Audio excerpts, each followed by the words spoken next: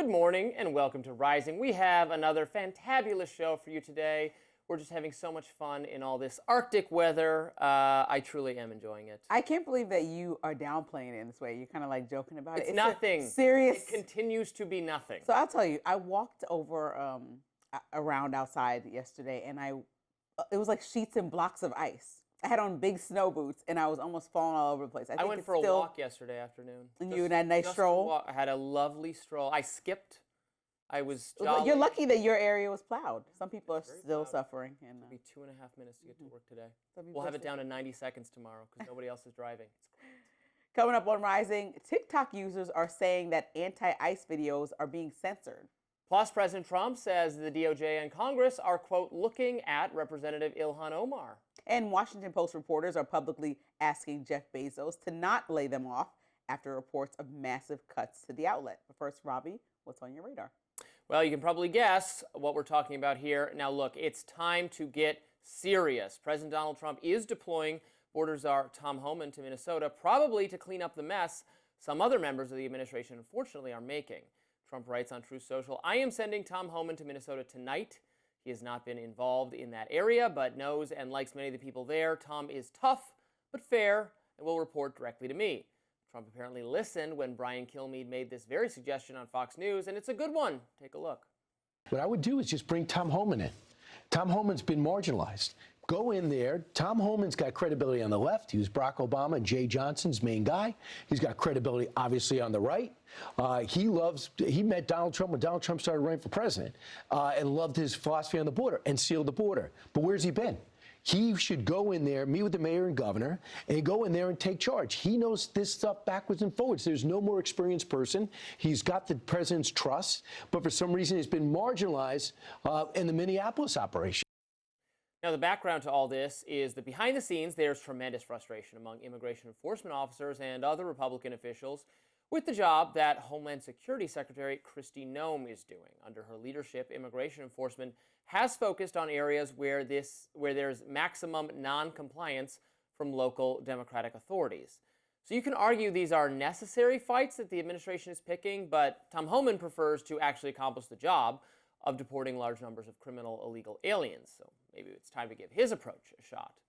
Noem, on the other hand, and others, keep making claims they can't back up about the motivations, for instance, of Alex Pretti, who was killed during an altercation with Customs and Border Enforcement over the weekend. Noem and others made the false claims that just carrying a gun is illegal during a protest or during an encounter with law enforcement, which obviously is not true. I can't emphasize that enough. Apparently, Trump is getting fatigued with all this unnecessary controversy. Conservative radio star Eric Erickson wrote on X that he had a, quote, late-night phone call with a senior White House official. Tells me the president's not happy with how the Department of Homeland Security has handled the response to the incident. Now, I'm glad to hear it, because the fact of the matter is that this incident has not been handled well. As I explained yesterday in my radar, it's shameful that anyone in the administration would consider tossing out the Second Amendment, our cherished gun rights, in order to find an excuse not to scrutinize the actions of one specific law enforcement agent. Moreover, we need an impartial investigation. We can't trust what video evidence appears to show us, and apparently we can't trust what certain top officials are going to say. We need to be sober-minded and fair. If there's a justification for the use of force against Pretti or against Renee Good, okay, there's justification. I can't tell from the videos, and if you think you're absolutely certain, you're seeing what you want to see. Now, the administration has a short window to restore confidence in their operations, which they absolutely must do. The American people voted for Trump to carry out deportations of illegal immigrants. No way around it, especially those who are gang members and fraudsters and a net drain on their communities. They did not vote for and will not tolerate a permanent new police state where American citizens are killed with impunity, and then the administration turns around and lies about the circumstances and motivations of those killings. We demand better from the people running our country. They won't always get everything right, I understand that, but we need to have faith that they are trying and that our liberties, our First and Second Amendment rights, will never be violated. If we lose those, then we really don't have a country anymore. So, Lindsay, a big shakeup is coming to the Minnesota operations. Tom Homan is in. Bovino is out. He is being sent into retirement, effectively. Yeah. We got cut off all access to his social media. Yeah, because he keeps fighting with people on social media. Petty and childish when someone died. Yeah. Right, and again, this is not the same thing as saying the death was a murder and that the person who did it is guilty. I do not know. We do not know the circumstances. They need to be investigated. They need to be looked at. The people in the administration should just say it is a tragedy that someone got killed, and we are evaluating the circumstances to determine if it was correct to use lethal force or not. We don't want anyone interfering with law enforcement, but of course you can carry a gun consistent with concealed carry rules, and of course you can protest, and we put the blame on Democrats who are not coordinating with us. That is the statement to make. But they keep getting over their skis and saying, well, domestic terrorist, it's a domestic terrorist. Everyone's a domestic terrorist now. We have broadened that concept in a manner that it is no longer useful. So bring in Tom Homan, sort this out. Trump had a great call with Tim Walz, apparently. Finally. I was glad to see it, where it sounds like there was some compromising where, okay, they will assist, maybe, we'll work with Tom Homan to assist in holding on to illegal immigrants who have other crimes. That is the middle ground I have called for all along. That's what I said Virginia had been doing under Glenn Youngkin, a great governor. Abigail Spanberger got rid of that immediately, even though she's a moderate Dem. Fine, not good.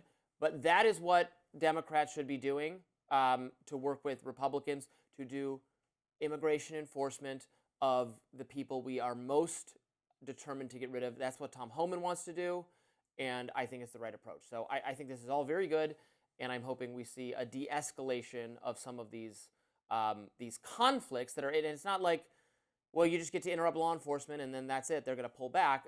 That's not exactly the case. But we don't need to have excessive. We don't need to go out of our way to create chaotic moments where people are getting hurt. Yeah, I think that what the last few days showed us is that the president and the administration is now looking for an off-ramp, the de-escalation that people were calling for, because they understand this has become and turned into a PR disaster. When we look at the way a lot of it's Republicans defecting. Yes. Yeah, and also the responses, and if you just look at Caroline Leavitt, she was speaking to reporters yesterday, and reporters kept asking the question in a variety of ways of, do you agree with the statements that Kristi Noem, Bovino, Stephen Miller are making? And she said the president did not say she did. She's like, the president is waiting to see it. So the president is taking the measured approach that the only federal official that we really heard that from was Tom Homan the first time when Renee Good was killed.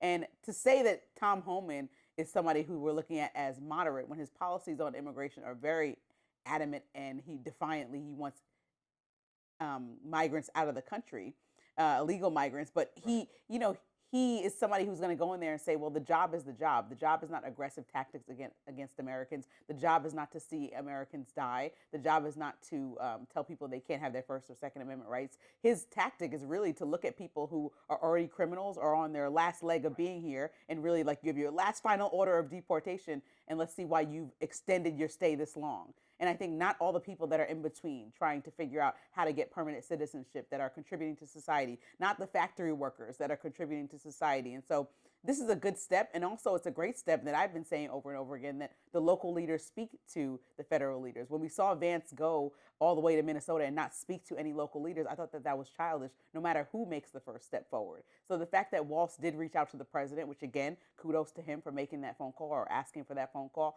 Now they can have a dialogue that actually gets us a step forward, because talking on TV and berating one another wasn't getting us anywhere besides having two people killed within a certain amount of weeks between one another. Yeah, there really is a split in approach that you were getting at, which I've emphasized before, between Stephen Miller and Tom Homan. And in fact, the reporting was that Stephen Miller had yelled at Tom Homan's people previously, had a fight with them, because he's like, why are we not, this is Stephen Miller's perspective, why are we not going to Home Depot parking lots and just mass arresting everyone? And what Tom Homan wanted to do was go into the states that are supportive of federal immigration authorities being there and do mass deportations of people who are already being held for other crimes. And then you would make a significant dent in the population, whereas Stephen Miller wants to do it on unwilling law enforcement personalities and do more of a, sweeping neighborhoods and that kind of thing. And I think this is not the final solution, but this is a step in the right direction. Well, don't say Hearing, that. no, I mean, instead of hearing the president say he wants to invoke the Insurrection Act, instead of hearing the governor say that he wants to call the National Guard on ICE, this is the first time that we're hearing, okay, bringing the temperature down, which is what both sides of the aisle have been calling for, and I think necessary. A letter from Pam Bondi causing some Democrats to issue warnings about this year's elections. We'll be right back.